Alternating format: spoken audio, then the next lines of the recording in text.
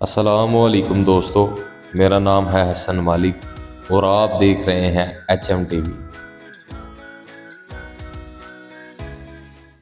دوستو، شمس المعارف الکبریٰ اب تک انسانوں کی طرف سے لکھی گئی سب سے شیطانی کتاب ہے، جو کہ جادو اور عملیات پر مشتمل ہے۔ یہ ایک ایسی پوری اسرار کتاب ہے جو کہ اپنے پڑھنے والے شخص کو پاگل یا دیوانہ بنا دیتی ہے۔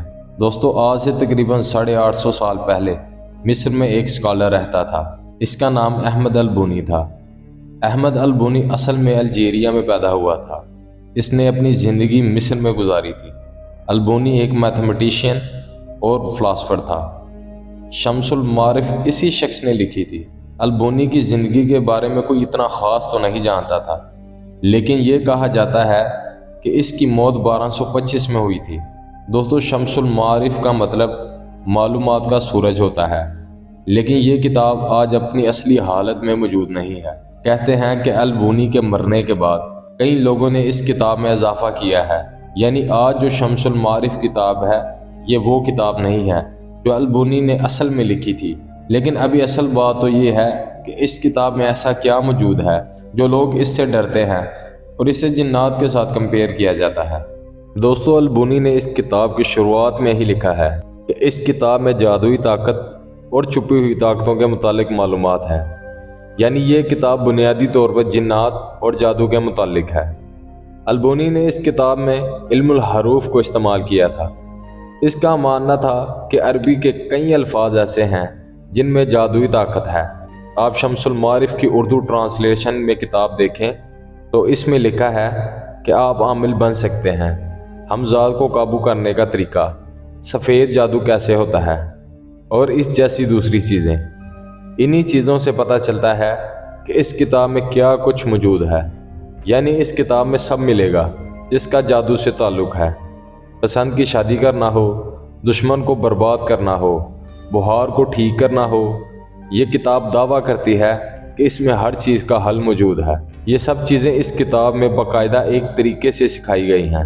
جیسا کہ بخار کا علاج بتایا گیا ہے کہ انسان کو کچھ لکھنا ہوگا اور پھر اس کی انک کو پانی میں ڈالنا ہوگا اور وہ پانی اس بیمار انسان کو پلانا ہوگا۔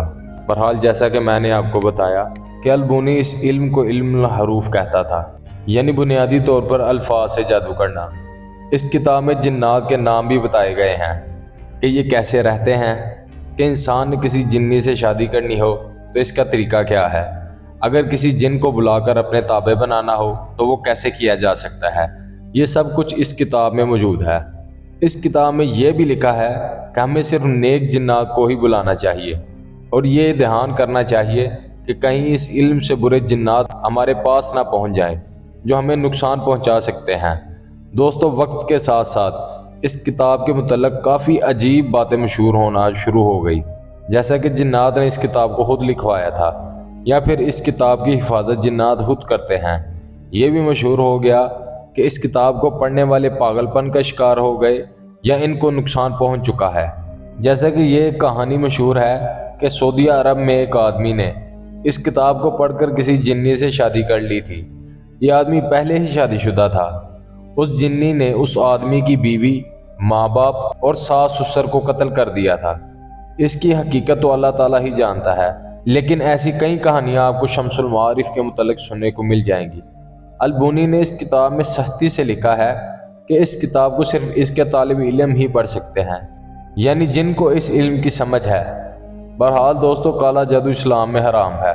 اس متعلق اللہ تعالیٰ نے واضح طور پر فرمایا ہے کہ کالا جادو کرنے والا اور کروانے والا دونوں دار اسلام سے خارج ہیں، اس لیے کہ انسان اللہ تعالیٰ کو چھوڑ کر جنات سے مدد مانگتا ہے اور ان سے کام کرواتا ہے جو کہ کفر ہے۔ مجھے امید ہے کہ آپ کو یہ ویڈیو پسند آئی ہوگی۔ ایسی مزید انفارمیٹیو ویڈیو دیکھنے کے لیے ہمارے چینل کو لائک اور سبسکرائب کریں۔